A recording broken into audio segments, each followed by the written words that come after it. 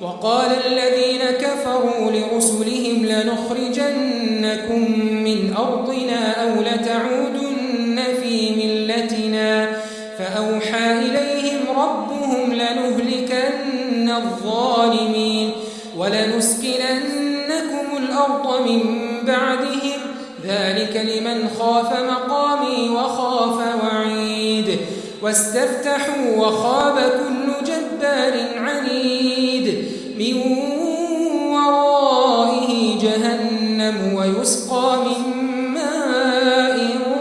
صديد يتجرعه ولا يكاد يسيغه ويأتيه الموت من كل مكان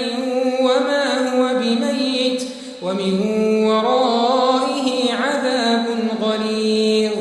مثل الذين كفروا بربهم أعمالهم كرماد اشتدت به الريح في يوم عاصف لا يقدرون مما كسبوا على شيء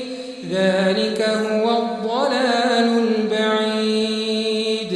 ألم تر أن الله خلق السماوات والأرض بالحق إن يشأ يذهبكم ويأت بخلق جديد وما ذلك على الله بعزيز وبرزوا لله جميعا فقال الضعفاء للذين استكبروا إنا كنا لكم تبعا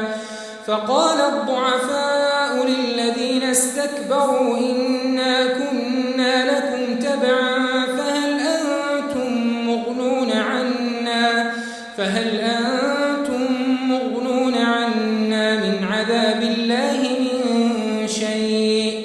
قالوا لو هدانا الله لهديناكم سواء علينا أجزعنا أم صبرنا ما لنا من محيص